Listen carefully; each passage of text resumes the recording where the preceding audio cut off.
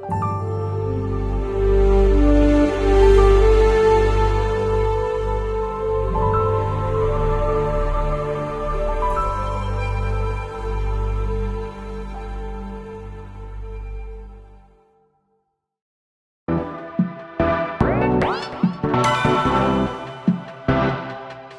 might think that getting into the IT field is impossible without a computer science degree, but Tech Coach Ralph is here to prove you wrong. Get ready for some jaw-dropping revelations on how to break into this lucrative industry. Listen up, tech enthusiasts! Are you ready to break through into the IT field, but feel like you need a computer science degree to make it happen? Think again! Tech Coach Ralph has some exclusive, mind-blowing secrets to share with you. Get ready to be blown away by his jaw-dropping revelations on how to break into the tech industry without a computer science degree. So get your notepad ready, because Tech Coach Ralph is going to change your life forever. Buckle up, because you're about to embark on a journey to success in the IT field.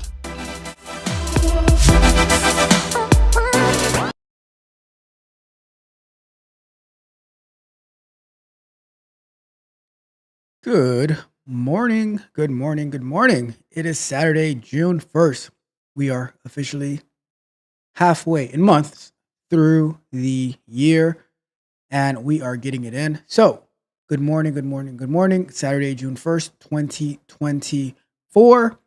I am Tech Coach Ralph, and this is the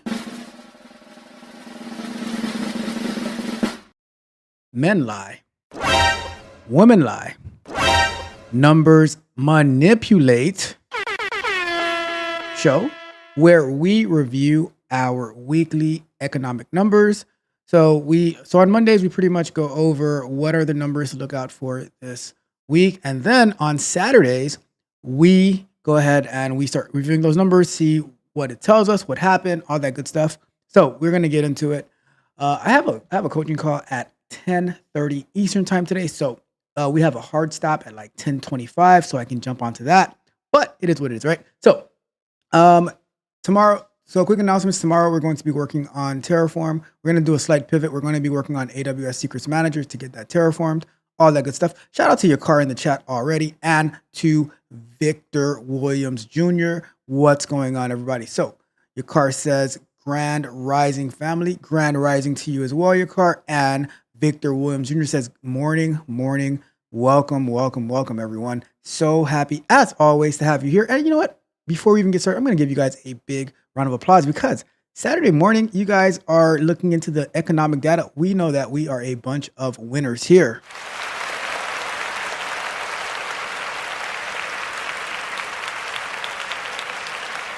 And nobody does it better than us. We the best. All right. So tomorrow, like I said, AWS Secrets Manager. Monday, we're going to be, and I'm going to show this real quick. Monday, we're going to be going to, let me just show it. So our app let me show you the dashboard. Let me see. Where did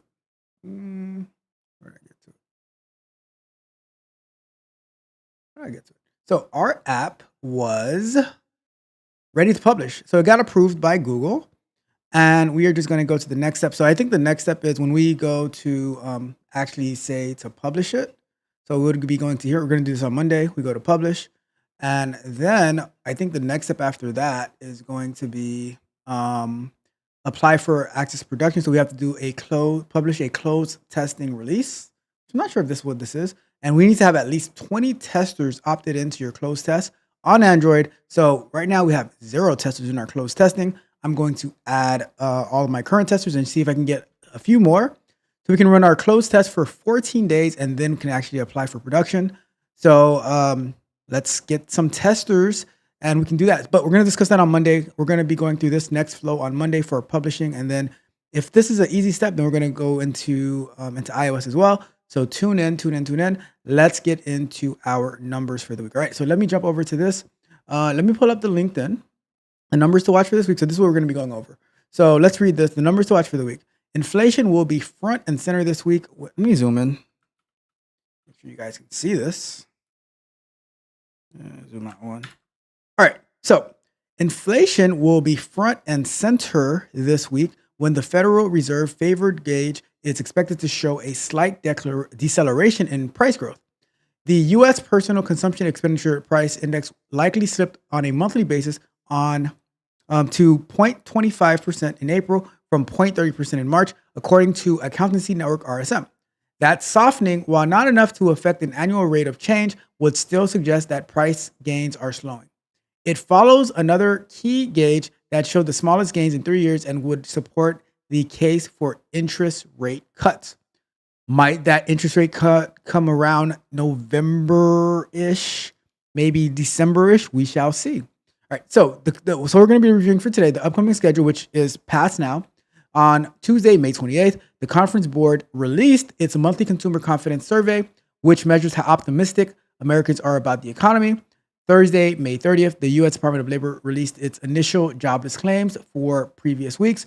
The report is a proxy for layoffs, tracks the number of people filing for unemployment benefits. So, as we broke it down last week at a fifth grade level, this report tells us how many people who lost their jobs and are filing for help, who need help from the government, pretty much, right?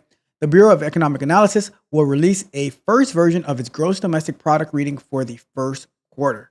All right, and so that's on Thursday. And then yesterday, May 31st, the U.S. Department of Commerce released April's Personal Consumption Expenditure Price Index, the Fed's preferred inflation measure. The report measures changes in the price of goods and services, excluding food and energy. And one more thing that if we have time today, we will look into a question. I forgot who asked the question. I think it was your car that might ask the question, which was how much of the homes being sold is going to corporations / investors or to foreign entities. So I did a quick research. I don't know how accurate it is, but we can review that together as well. And we should see what it says, right? So if we have time, we'll jump into that. If not, we'll roll that over for next week.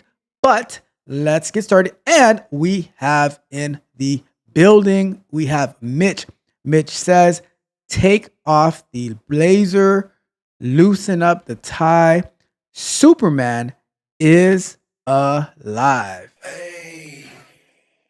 What's going on, Mitch? Good morning. Good morning. I have my second co-host in the building. I have Yakar, the first co-host. I have Mitch, the second co-host. And there's no particular order. Whoever gets here first, and usually Yakar gets here like 3 hours early. I'm just saying. But we have the co-host of the Men Lie, the Women Lie, the Numbers Manipulate show in the building. So let's get to it. Good morning to you, Mitch. And Mitch, you see that beautiful car I gave you on the thumbnail? You saw that beautiful car, parked right outside your house. So you're welcome. You're welcome, Mitch. You're welcome. All right. So let's get to it. Let's start off with the Conference Board released its monthly consumer confidence survey. And we're going to go over here and we're going to go to, is it this one? Oh, no, it's this one. All right, let's take a look at that. All right, so U.S. consumer confidence. Let's get rid of this right here. All right, so the Consumer Confidence Survey reflects prevailing business conditions and likely developments for months ahead. This monthly report details consumer attitudes, buying intentions, vacation plans, and consumer expectations for inflation, stock prices, and interest rates. Data are available by age, income, 9 regions, and top 8 states. All right, let's see. So, consumer confidence rose in May. Shout out to that. Confidence ticks up after 3 straight declines, but consumers remain anxious about the future. The Conference Board Consumer Confidence Index rose in May to 102.0. 185 equals 100. From 97.5 in April, a slight upward revision. The Present Situation Index, based on consumer assessment of current business and labor market condition, increased 143.8. 185 equals 100 in May from 140.6 in April. We might have to do a breakdown on this. So we might have to pass this through ChatGPT. So let's, I'm just going to do it right now. GPT. Let's go and say,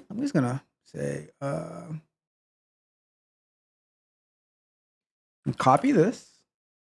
And we're going to say, can you break, let me close that. Can you break down the to a 5th grade level? Let's see what it says. Let's see what it says.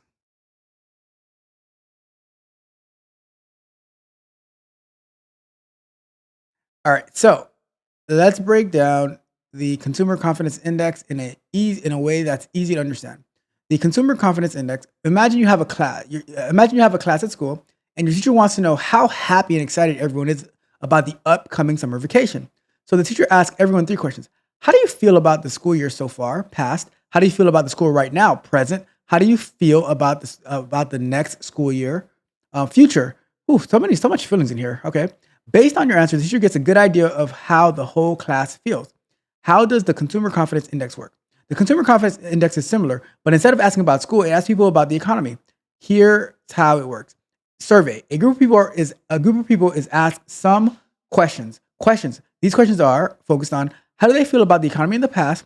How do they feel about the economy right now? How do they feel about the economy in the future? What does that tell us? Good feeling. If most people feel good about the economy, the consumer confidence index goes up. This means people are more likely to spend money, which is good for businesses. Bad feeling if most people feel worried about or blah, blah, blah, blah.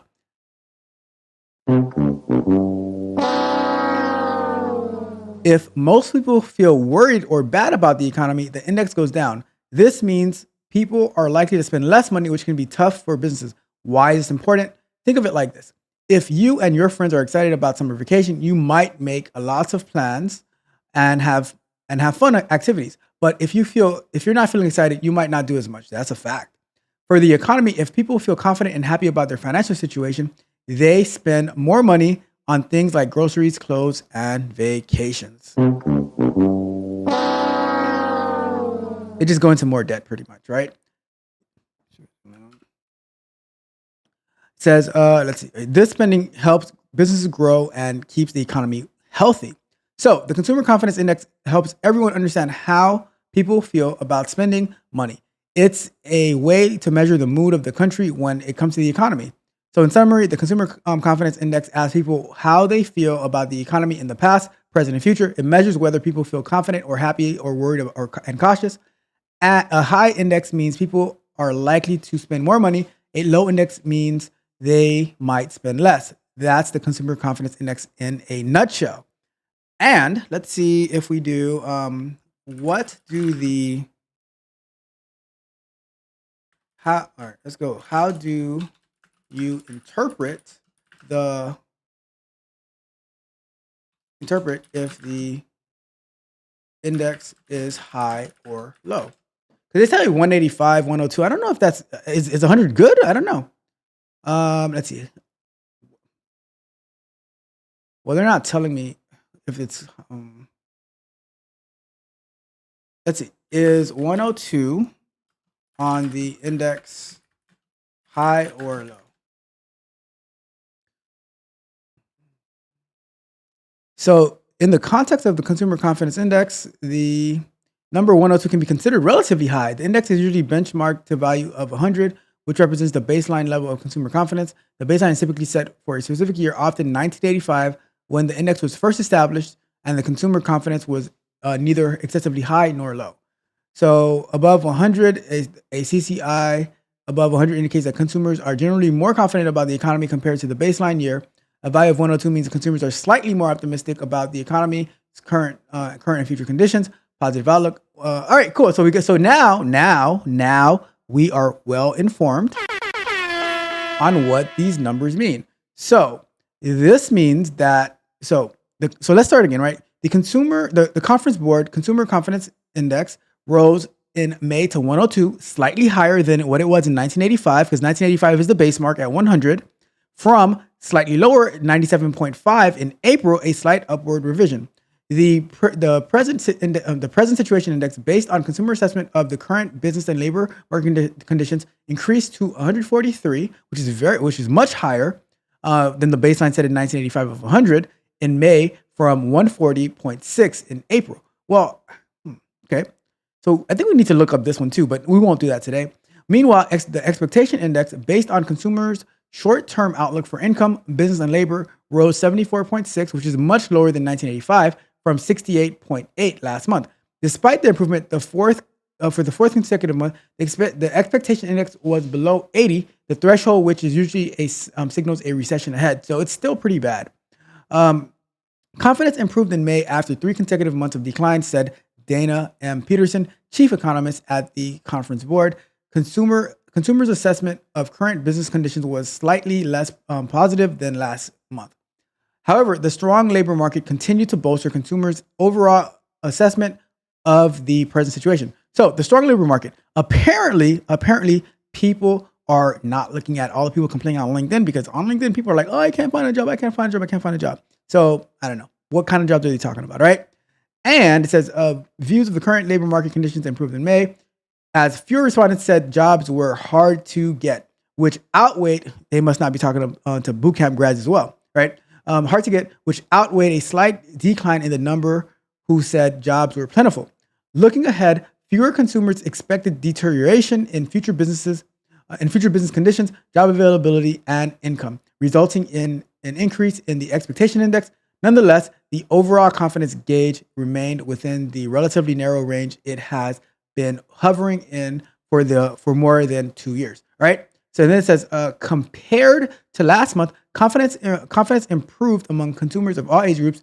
In terms of income, those making over 100K expressed the largest rise in confidence on a 6-month moving average basis. Confidence continued to be the highest among the youngest under 35 and wealthiest, making over $100,000, making over 100K consumers, right? So the highest confidence is those who are making the highest among the youngest 35. So those who are under 35 making over 100K, they said, we feel great. Oh, yeah. I'm just saying, they're the ones getting it. All right. So consumer confidence index, let's see. So in 2009, it severely plummeted.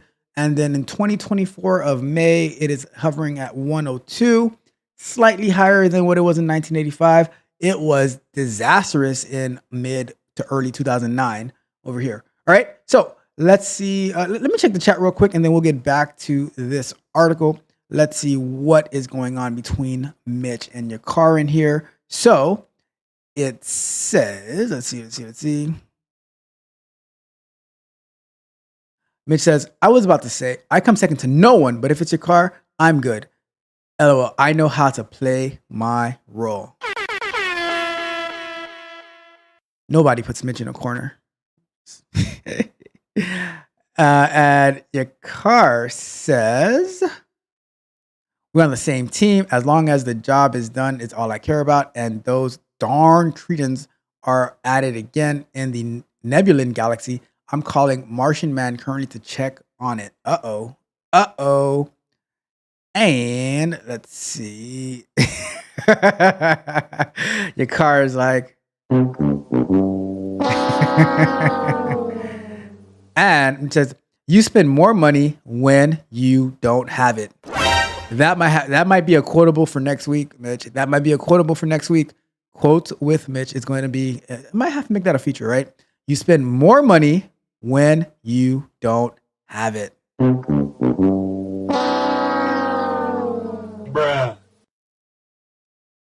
And your car is piling on to their demise, who says, facts. That's so true when it comes to long-term earnings. People who can afford insurance, bulk buying, group spending, they save so much money by spending a little more in the beginning. And your car says, the 102 is lying because it should be much higher than that. They are just saying it's lower. Huh? I tell you, these sneaky number manipulators. And Mitch says, especially when it comes to interest rates, people with less always spend. Don't you see that they're doing like 7 to 8% interest rates on $500,000 homes? Homes that we were getting like 10 years ago with like a 3% interest rate. Now they're getting the same home for double the price and double the interest rate. Crazy. And your car says, the car market has crashed. The hospitality industry has crashed. Airline industry is about to crash. If it's with Boeing, literally. Restaurant industry is crashing. Malls are empty. Pawn shops are full. Banks are losing accounts. It's just doom and gloom from there, you know? And it says, we are near the real bottom. But your car, remember, started from the bottom. Now we're here. Congratulations, you played yourself. And Mitch says, I agree. Funny you say that. Everything you mentioned, they aren't saying, but you can just tell. You know, and that's why the numbers manipulate. That's how the numbers manipulate. And you know what? Kanye West said it. Ye said it. He has a problem with spending before he gets it. In the song, It All Falls Down. I have a problem with spending before I get it. And this is what your car is about to speak to right here. That's how they get poor to stay poor. Rich people pay lobbyists to get smaller taxes and more tax breaks. But you know what? I think if you thought like the rich, right, then you would incentivize to use those same, get smaller taxes and get it, like, stop wasting your money. Put it in somewhere that is more valuable to you, grow your assets, and and your car says, oh yeah, snap into a Slim Jim. I don't know if I eat a Slim Jim, you guys might get on me about that. So I am not gonna eat any Slim Jims. All right, not eating Slim Jims. All right. And it says, even used car interest rates are crazy. Hotels aren't making as much as they used to. People are sharing more rooms on vacation, acting like they are paying it alone. Should I continue? You know what? If you want to go in, Mitch, feel free to go in. But here's the, and you remember like a bunch of people bought houses for Airbnb and stuff like that, and now those are crashing too. Now they're stuck with these mortgages. So it's crazy. It is very, very interesting. And Mitch says, quotes with Mitch, I like it. I'm back in the spotlight. Okay. We got you, Mitch. We got you. We're going to get it done. We're going to get it done. All right. It says, let's see.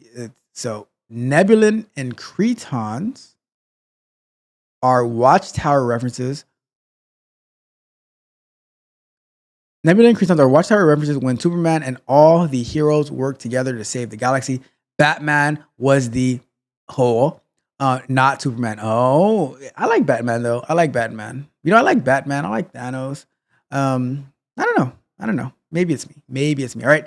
And lastly, says, or almost lastly, Mitch says, that's why most people won't refinance their homes. It doesn't. Oh my God. There's no chance. Like I refinanced, like when I got my home, the interest rate was 3.875. I refinanced to get 2.75 or 2.875. Something like that. I got a whole interest point lower. And now I'm just like, trying to throw everything at it to pay it down. And he says, started at the top. Now we at the bottom, the U.S. economy.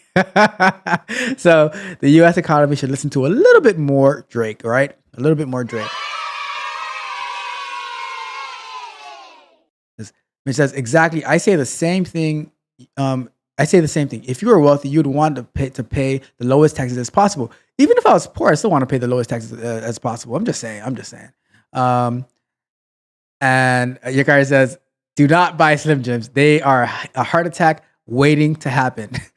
Exactly. I'm like, I'm not doing it. You're not gonna lure me into that. And Mitch says, Airbnbs are struggling too. It's crazy. And I thought, maybe I should do a Airbnb. I'm like, nah, I'm not gonna do it, because then you got to do maintenance and all that stuff. And yes. Slim Jims might have maybe what killed Macho Man Randy Savage. Who knows? Slim Jims and energy drinks are the devil. Devil. Nope. Says mine was Mitch. Like, what was the interest rate for the car though? What was the interest rate for the car? Or you just buy it all out cash? And your car says, you also like to choke people until they spit up. I do. I do. And Fiji water. I heard about the Fiji water recall. I did hear about that. Right. So let's keep going a little bit more. Right. Let's keep going a little bit more. Let's see. So Peterson added, according to May's write-in response, consumers decided prices, especially for food and groceries, as having the greatest impact on their views of the U.S. economy. Notably, average 12-month inflation expectations ticked up from 5.3% to 5.4%. Perhaps as a consequence, the share of consumers expecting higher interest rates over the year ahead also rose from 55.2% to 56.2%. Meanwhile, consumers' assessment of their family's financial situation, both currently and over the next 6 months, measures not included in in calculating the Consumer Confidence Index, deteriorated slightly. So that means that people think that their family is going to get poorer. Yes, poorer, going to be in a worse financial situation in the next 6 months. The survey also revealed a possible resurgence in recession concerns. The perceived likelihood of a U.S. recession over the next 12 months rose again in May, with more consumers believing a recession is somewhat likely or very likely. This contrasts with CEO assessments of recession risk. According to our CEO confidence survey, only 35% of CEOs surveyed in April anticipated a recession within the next 12 to 18 months. Consumers were nonetheless upbeat about the stock market, with 48.2% expecting stock prices to increase over the year ahead, compared to 25.4% expecting a decrease and 26.4% expecting no change. All right. Let me get some water.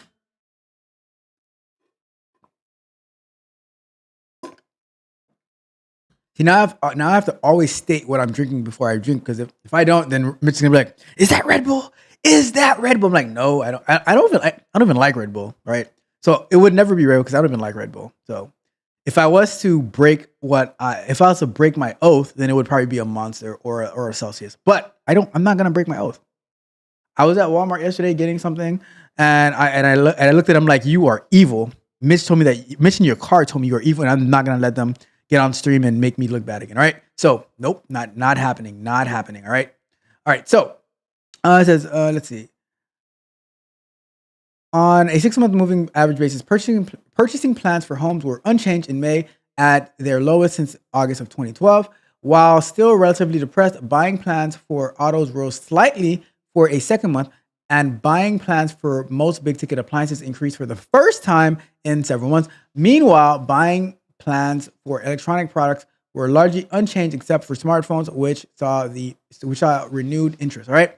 So the present situation: consumer assessment of current business conditions was slightly less positive in May. 20.3% of consumers said business conditions were good, down from 20.8%, so 0.5% drop. In April, 17.6% said business conditions were bad, unchanged from last month. All right. Consumers' appraisal of labor market improved on balance in May. 37.5% of consumers said jobs were plentiful, down 38.4% in April. But just 13.5% of consumers said jobs were hard to get, down 15.5%. So, like I said, they must have not surveyed any boot camp graduates. All right. Let's see. So expectations 6 months from hence. All right. So consumers were less pessimistic about the short-term business conditions outlook in May.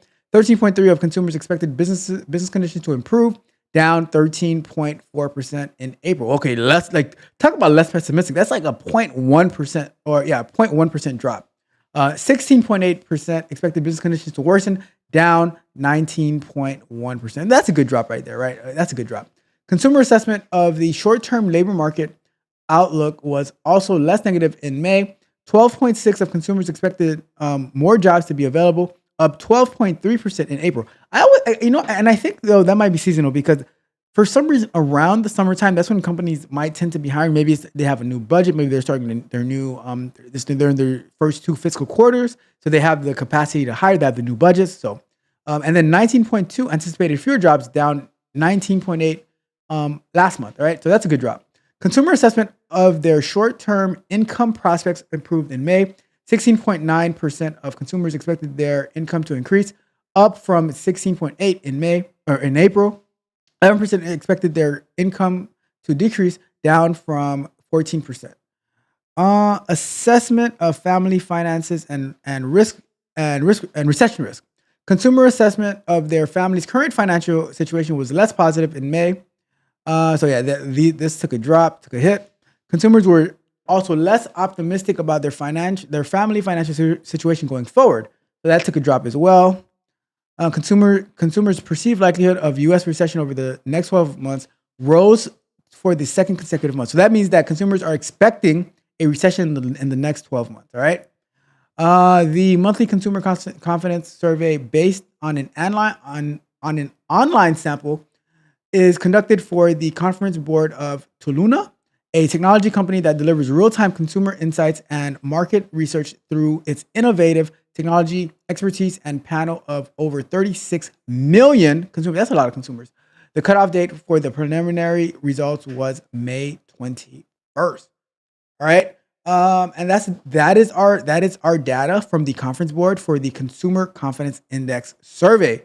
All right. So let's go to full screen before we get to our next one, and let's check the chat real quick. But if you haven't done so yet, do me a big favor: like the video, share the video, subscribe to the channel, hit the notification bell so you know every single time we go live and drop new content. All right. Let's see, where are we at here? So let's check the chat, and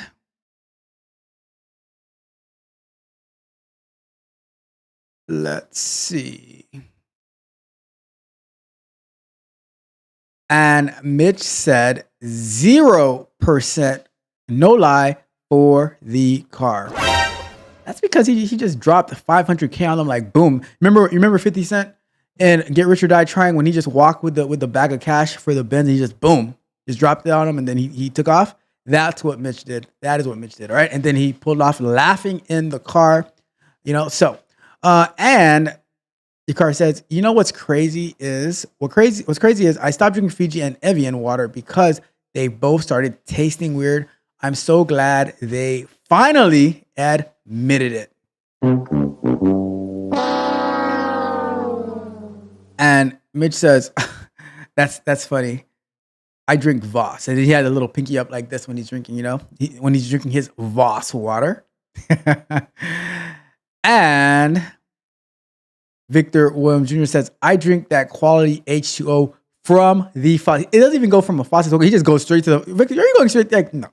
We can't just be going straight from the faucet. You remember back in the days when we were kids and we'd be playing outside, and then we'll just have the water faucet on, and then we're like, as the faucet is like throwing the water out, and we're just like trying to sip the water from the water hose. Is that what you're doing, Victor? Like, come on. We've grown past that, Victor. Come on, Victor. And Mitch says, my other car was too something because it was used. I see, Mitch, I see. And Mitch says, Victor, you're not sick of it? You're not sick yet? And your car says, I'll take my alkaline water from the grocery store and use my Voss glass as a refill bottle. And your car, we all do that. We all, except for Mitch. We all, those glass bottles are awesome, and we'll just fill it up with the alkaline water, and then we're like, but Mitch gets a case delivered every Wednesday. Mitch gets a case delivered to his New Jersey residence. All right. And Victor says water is water. And it says those bottles are actually plastic, and you might be drinking radioactive tap water. Maybe that'll give him some superpowers. Superpowers. Yeah, all right. You guys see, and this is why you can't joke, Victor, because you do a little joke, and now they're going to get on you like, oh, now you're drinking radioactive water. I have to disagree with you, and you're gonna start growing a third eye or something like that. Who knows? Who knows? And they have the glass bottle. Like, they also have the glass bottles at Ross, at the store Ross. We still have the glass bottles in California. Don't ask me why, because I see both plastic and glass. Cali is weird, we know, but we can buy liquor at that's 40%. Anything higher is illegal to sell. All right, so let's go to our next one for now, because time is running. So let's go. What's next? We have up next the labor numbers, right? Let's check out the labor numbers. So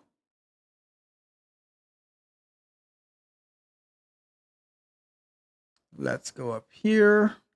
So this was released Thursday, May 30th at 8:30 a.m. So unemployment insurance weekly claims. And we know these numbers mean that people who have just been laid off and are asking or they're filing for help from the government because they need some assistance. That is what ChatGPT broke it down for us. So in the week ending of May 25th, the advanced figure for seasonally adjusted initial claims of people who lost their jobs and are asking the government for some help was 219,000, an increase of 3,000 from the previous week's revised levels. Always revised, right? Always revised, guys. The previous week's levels was revised up by 1,000 from 215,000 to 216,000.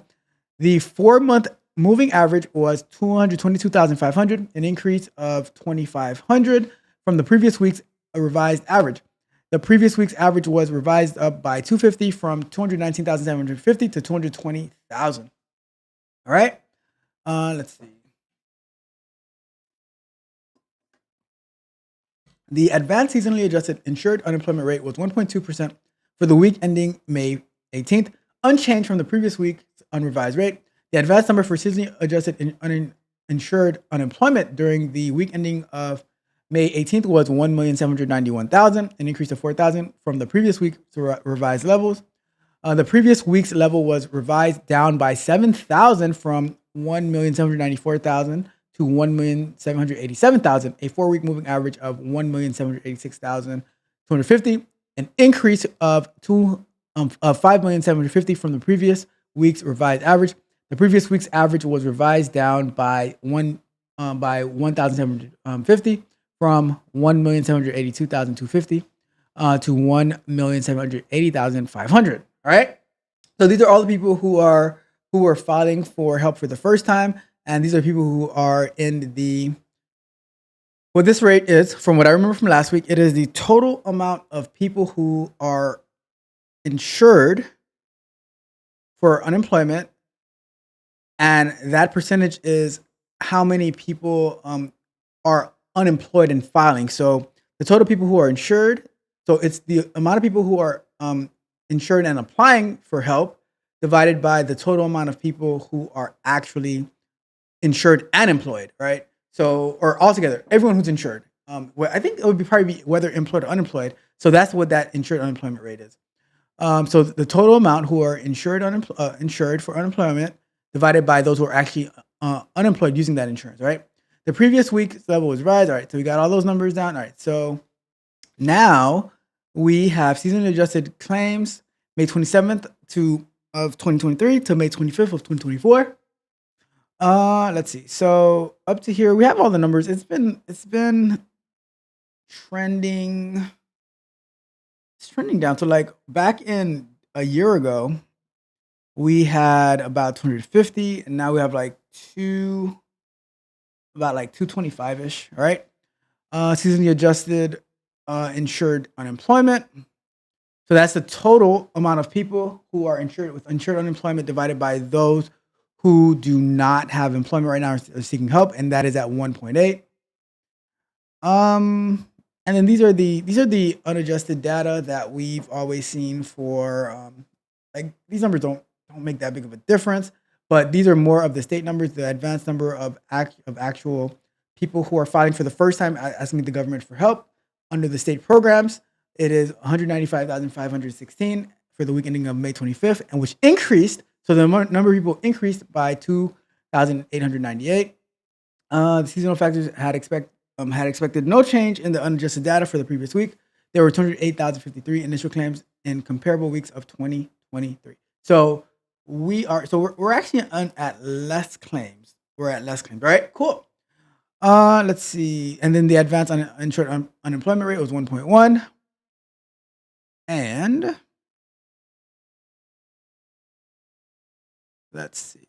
Get some water.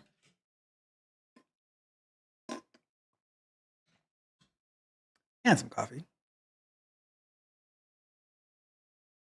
All right. So, total number of continued weeks for the benefits in all programs for week ending May 11th was 1,000,007. I'll just go with 1,700,000, a decrease of 28 from the previous week. There were 1,636,000 or 37,000 weekly claims filed for benefits in all programs in the comparable week of 2023. So it actually went up from 2023 to 2024. So that's interesting.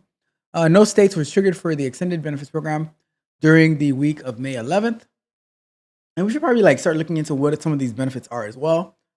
And then for the initial claims for UI benefits filed by former federal employees is 338. In the week ending of May 18th, a decrease of 48 from the previous week. There were 368 initial claims filed by newly discharged veterans, a decrease of 37 from the preceding week. All right. There was 4,494 continued weeks claimed filed for federal civilian employees at the week ending of May 11th, a decrease of 243 from the previous week. Newly discharged veterans claiming benefits totaled 4,386, an increase of 126 the previous week. All right. So, of course, the highest insured unemployment rate in the week of May 11th was, of course, number one, New Jersey at 2.3.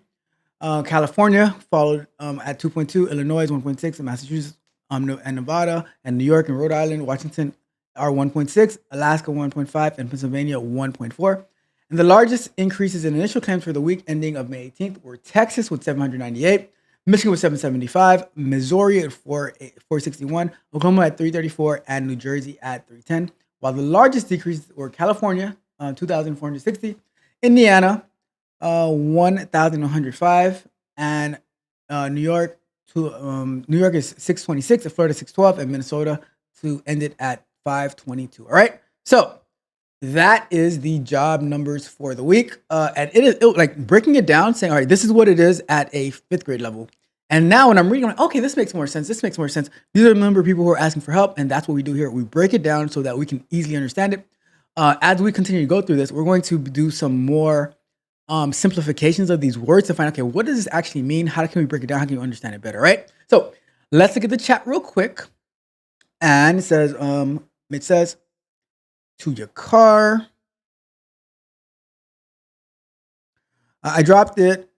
It was like in slow motion. I was like, no, then realized it was plastic. But it looks good, or it looks like glass, but it's plastic. All right. That'd have been terrifying. And then it shatters all over the place. And it says, nah, man, no down. I know you didn't put it down, but you just paid the whole thing cash. That's what I'm saying. That's what I'm saying. And it says, with an average household making $60,000, people are in big trouble if they don't realize it. And that average household could be like 3 different people working in the household, and they're bringing in only $60K. It is going to be hard out here for a pimp when you have to pay the money for the rent.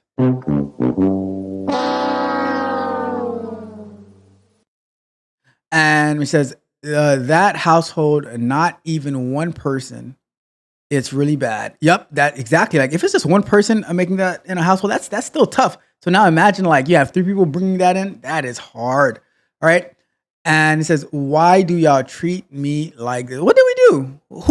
Who treated you like what, Mitch? Who do I need to deal with? All right. And he says, yep. The combined income of 2 people being 60K is crazy. No one around me makes that least amount of money. No. All right. And let's see what else we got. And here's the thing that kills me too with this, right? When people that you might have known 20 years ago, and then you see them and you're like, oh, what are you doing now? And they're still doing the same exact thing with the same exact pay, doing the same exact complaining. I'm like, come on, guys. Like, are we going to level up? Are we going to do something different? So that is what, that's a good question. That is a good observation. All right. And let's see. It says, I do from Amazon. You're crazy. You see, I was right. I was right about getting the water delivered every Wednesday. The Voss delivered every Wednesday from Amazon to his doorstep. You see? Look at that. You see? Look at that. And it says, Chris says, I do understand though how some people think it's so hard to make a move. All the hoops and roadblocks you got to run through. You have to run through. Wait till you see my video on Monday. I'm going to be asking a question. Well, just wait till you see it on Monday. But it's going to be a really good question. It's going to be a really, really good question. Already recorded, already uploaded. Just need to put the finishing touches on it on YouTube. And it will be scheduled to premiere on Monday at noon. And it's a question I asked myself, and it's a question I'm going to extend to you guys as well. All right. And let's see.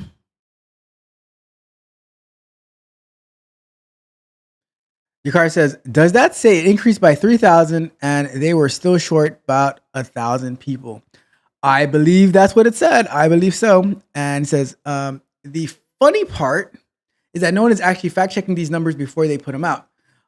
They, because Mitch, after us, who just started reading these, who else is reading it? People are like, oh, okay. They just believe everything. So they'll say, oh, the consumers felt this, and the consumers felt good about the economy. The consumers felt bad. And then you don't go and you check it, and then you say, oh, this is what it actually meant. No one's reading it, but we are.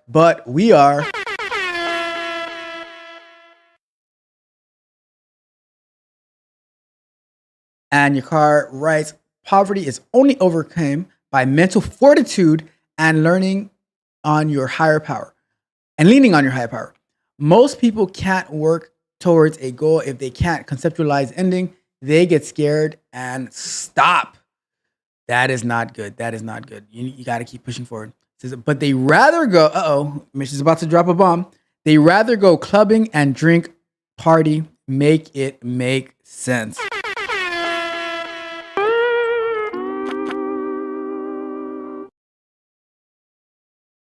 And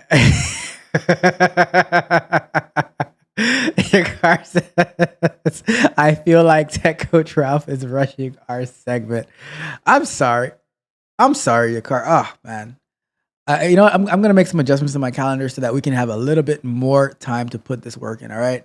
That is so funny. He definitely is. He has a call soon. And we got my guy in the building, Adrian Roberson. Welcome.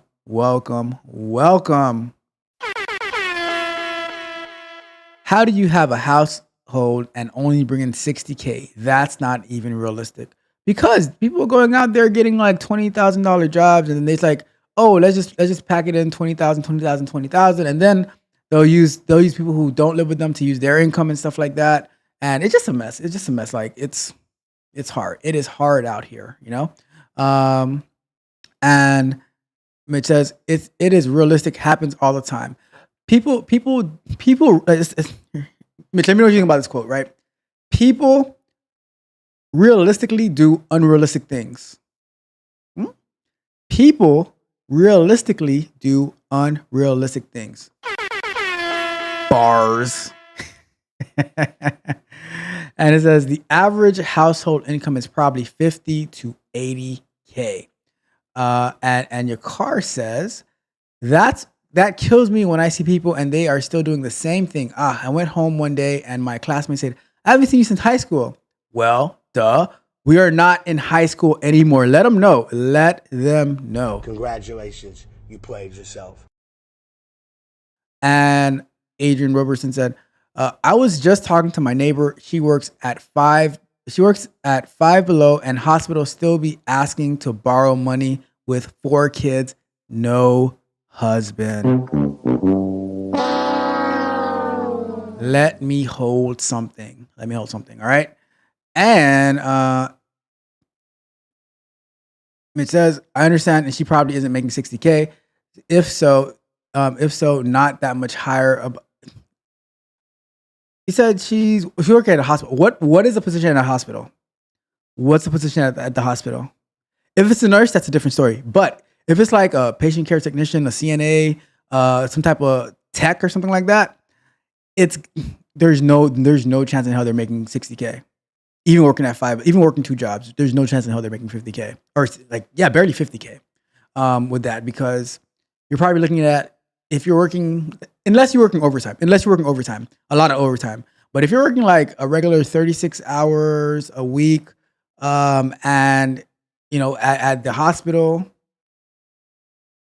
you're probably looking at maybe 35K from the hospital, and then at Five Below, probably like another 15K. Yeah, you're probably around 50, maybe. So, yep. Adrian said, I told her she needed a van. She said, I'm healing. And I was like, in a 15-year relationship. Oh my goodness. And Mitch, this is the morning show, people. This is the morning show. You gotta tell us what you're doing. You're probably helping some of those.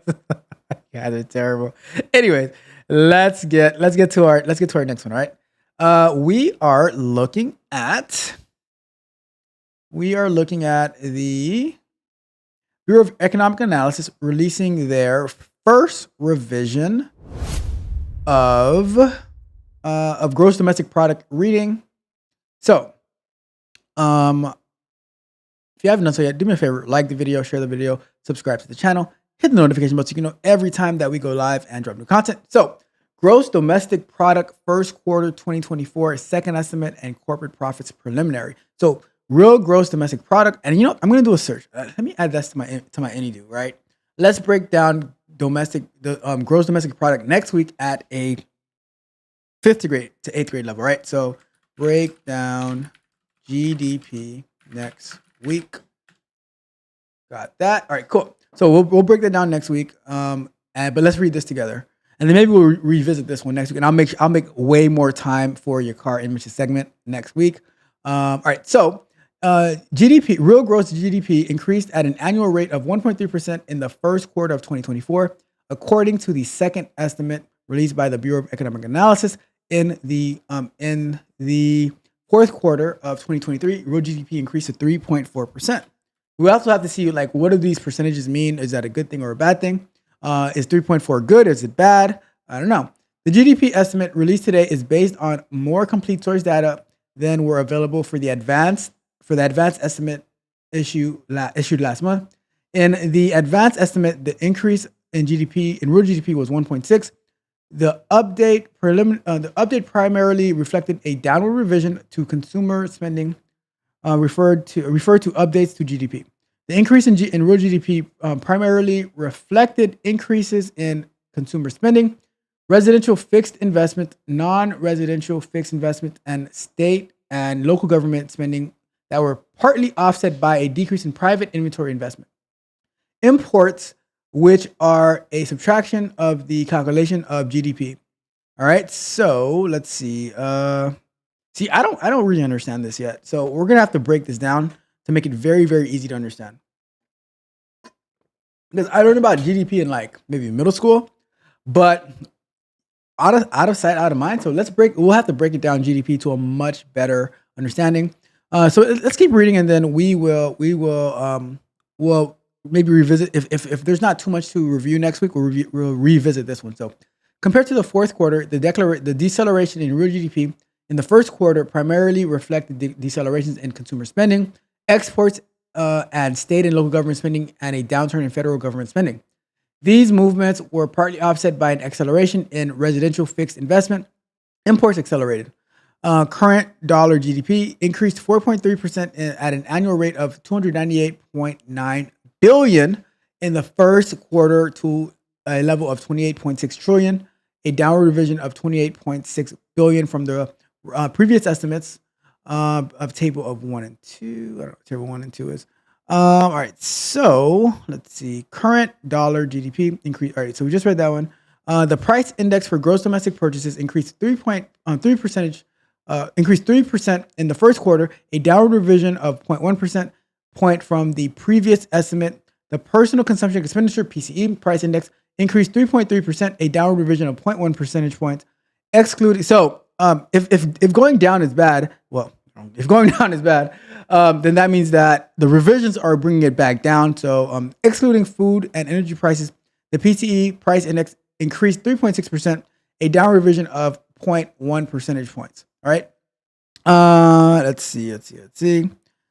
Personal income, current dollar personal income increased 404.4 billion in the first quarter, a downward revision of 2.6 billion from the previous estimate.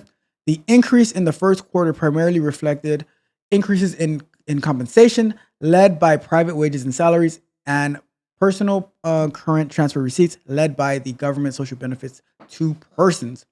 Disposable personal income increased to 266.7 billion, or 5.3% in the first quarter, an upward revision of 40.5 billion from the previous estimate. Real disposable personal income increased 1.9%, an upward revision of 0.8 percentage points. Personal savings was 796.6 billion in the first quarter, an upward revision of 96.6 billion from the previous estimate. The personal saving rate, a personal saving as a personal saving as a percentage of disposable personal income was 3.8% in the first quarter, an upward revision of 0.2 percentage points, right? Let's see. So real gross domestic income, GDI, increased 1.5% in the first quarter. We have to break all of this down to make it much easier to understand. Increased 1.5% in the first quarter compared with an increase of 3.6% revised in the fourth quarter. The average of real GDP and real GDI, a supplemental measure of U.S. economic activity that equally weighs GDP and GDI, increased 1.4% in the first quarter compared with an increase of 3.5% in the fourth quarter. So in the fourth quarter, it increased a lot more. And in the first quarter, it was only 1.4%, right? Profits from current production, corporate profits with the inventory valuation and capital consumption adjustments decreased $21.1 billion in the first quarter, in contrast to an increase of $133.5 billion in the fourth quarter. So it seemed like the fourth quarter did a little bit better than the first quarter. Profits of domestic financial corporations increased $73.7 billion in the first quarter, compared with an increase of $5.9 billion in the fourth quarter. Let's see. Profits in domestic non-financial corporations decreased to $114 billion, in contrast to $136.5 billion. Rest of the world profits increased $19.3 billion, in contrast to a decrease of $8.9 billion.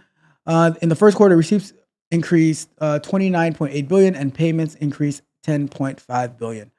Let's see. All right, cool. Okay, so I think that's it for now on this one. Let me go to read the chat. Let me zoom through the chat real quick.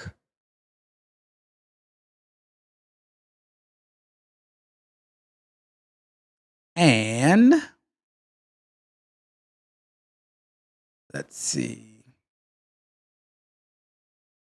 Mitch said, "Oh, Ralph with the bars." And yeah, nobody hurt you. Your shield is too thick. That's a fact, right? And your card says, "I'm battle tested and battle approved. I buy my armor from God. Had to sell my soul to get it." Oh my goodness. Mitch, your car is dropping bars. Let's go. We're about to start our rap group. Yes, we are.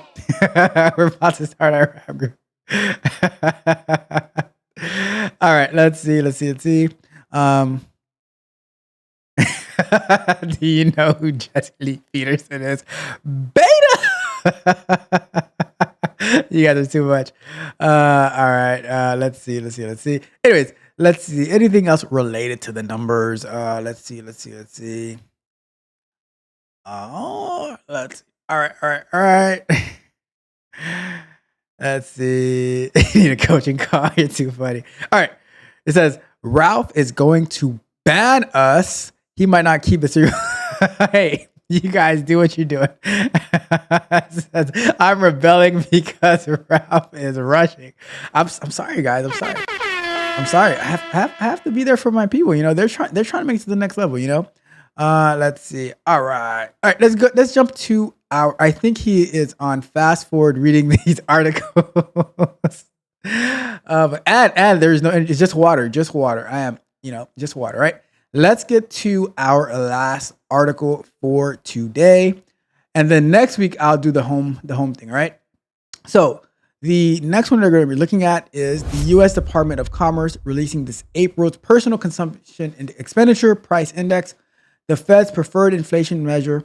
It says the report measures changes in the price of goods, services, always excluding the most important things, food and energy. So let's take a look at that one. All right. So changes from month 1 year ago. So April was 2.7% increase. March was 2.7, February was 2.5, January 2.5, right? So let's take a look at the current release. So the personal income, and is this the one? Is this the one? What day was this released? So let me see. Personal, all right. Yeah, I guess that's the one, all right? So released Friday, May 31st at 8:30 a.m. Personal income increased to $65.3 billion. I think we kind of saw that from the other one that we're looking at. So in April, according to estimates released today by the Bureau of Economic Analysis, which let me see. Let's see, personal income. I'm looking at the personal income. So they have it a little differently here. So all right, back to the personal. All right, so to the personal income and outlays. April 2024, personal income increased 65.3%, or 65.3 billion, 0.3% at a monthly rate in April, according to estimates released today by the Bureau of Economic Analysis. And around February, March, April, that's when people normally get raises, because that's when you have your yearly reviews and stuff like that. Get your cost of living changes, you get your promotions and stuff like that. All right, so increase. Let's see. So personal income, less personal current taxes, which next year your taxes might skyrocket. It might skyrocket. So be aware. Be aware. All right. So personal income increase 40.2 billion, 0.2%, and personal consumption expenditure increased 39.1 billion, 0.2%. The PCE price index increased 0.3%, excluding food and energy. The PCE price index increased 0.2%. Real DPI, disposable personal income, decreased. So the price index increased 0.2%. The real disposable personal income decreased 0.1% in April, and real personal consumption expenditure decreased 0.1%. Goods decreased 0.4%, and services increased 0.1%.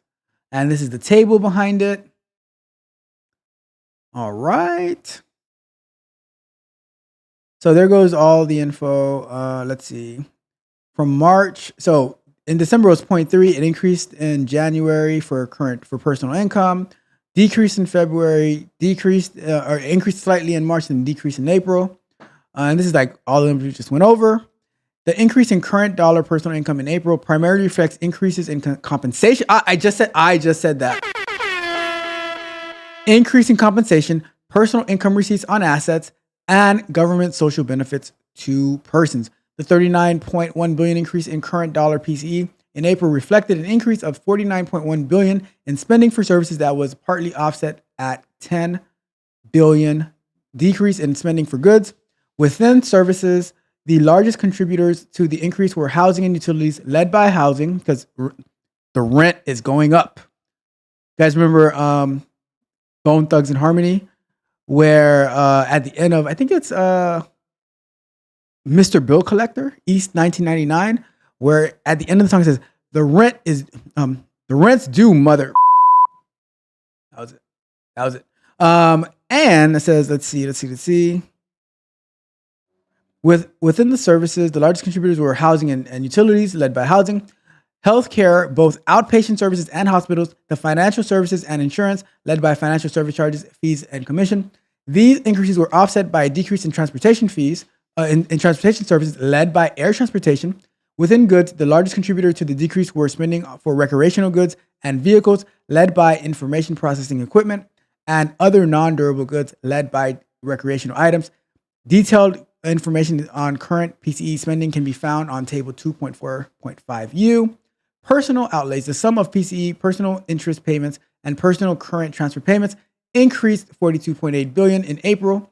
Personal savings was 744.5 billion in April, and the personal savings rate, personal savings as a percentage of disposable income was 3.6%. Let's see.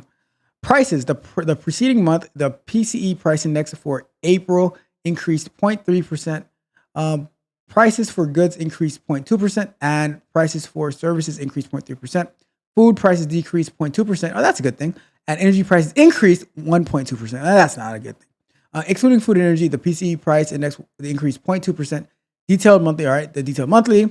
The same month ago, a year ago, PCE price index in April increased 2.7%. Prices for goods increased 0.1%, and prices for services increased 3.9%. Food prices increased 1.3%, and energy prices increased 3%. Excluding food and energy, the PCE price index increased 2.8% from 1 year ago. All right, and let's see. Lastly, lastly, and then we'll wrap up the last 5 minutes, talking with Yakar, Mitch, Adrian, and Victor Williams Jr. It says, let's see. So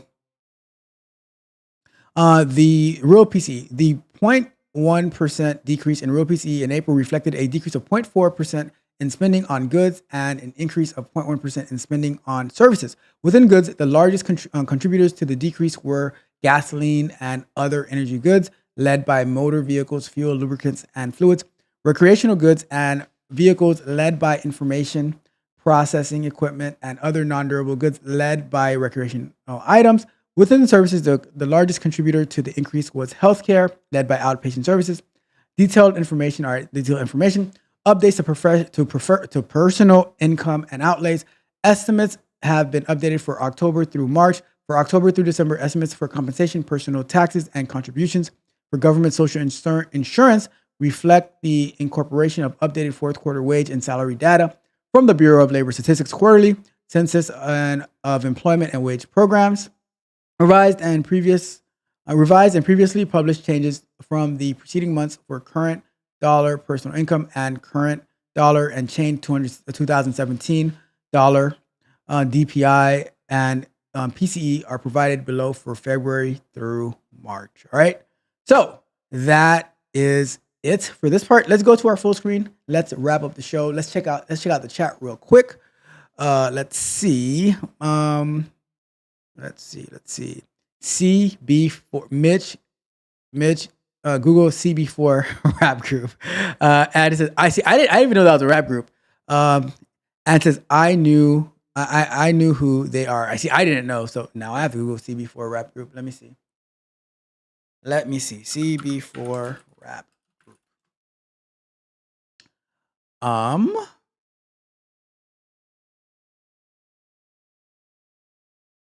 Hey, look at that guy. Oh, interesting. All right, cool. Interesting. I have to look into that. And Why do I have to be Chris Rock? Why do I have to be Chris Rock, huh? You know what, your car? How dare you? And it said, I was trying to solve, says, I was trying to solve for downloading from YouTube to MP4, but I was reading and check for videos on how to, but couldn't find these. Check out the 4K downloader. Check out 4K downloader. I don't know if I'm allowed to say that on YouTube, but check out 4K downloader. And Mitch says, I'm Alan Payne. It says, dang, the morning went fast. Price of the rent and brick is going up as always. And that means I have to be Desir D. I have to watch this movie. I have to watch this movie to see what's going on here. And it says, watch the movie. It's hilarious. Chris Rock is the leader. That's why. Oh, okay. I got you. All right. Anyways, let me wrap it up. Thank you. You know what? It was so much fun. Next week, I'm going to block off on my calendar until 11 a.m. so that if I do get appointments and meetings come in, we'll get to spend another half an hour where we are hanging out, having fun, going through these numbers, because there's a lot more I wanted to cover. And I still need to do like the breakdown to make it easier to understand these GDP and PCE and all that good stuff.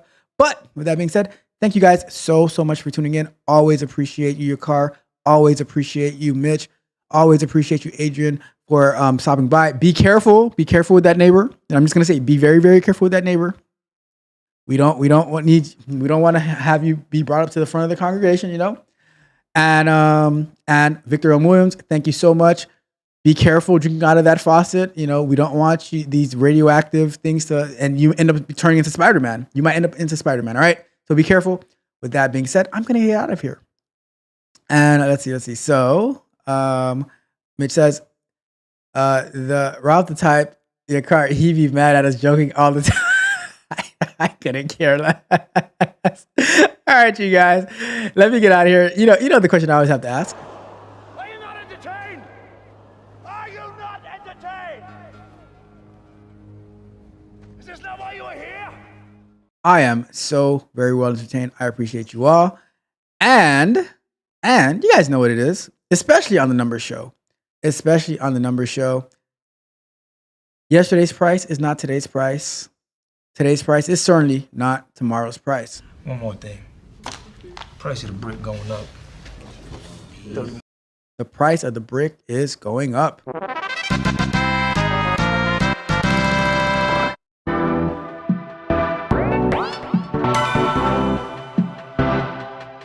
You might think that getting into the IT field is impossible without a computer science degree, but Tech Coach Ralph is here to prove you wrong. Get ready for some jaw-dropping revelations on how to break into this lucrative industry. Listen up, tech enthusiasts! Are you ready to break through into the IT field, but feel like you need a computer science degree to make it happen? Think again! Tech Coach Ralph has some exclusive, mind-blowing secrets to share with you. Get ready to be blown away by his jaw-dropping revelations on how to break into the tech industry without a computer science degree. So get your notepad ready, because Tech Coach Ralph is going to change your life forever. Buckle up, because you're about to embark on a journey to success in the IT field.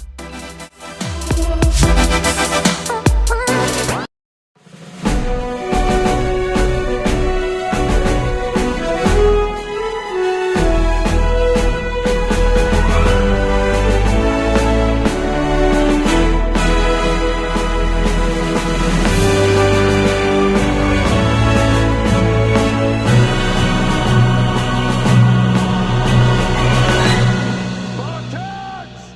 What is your profession?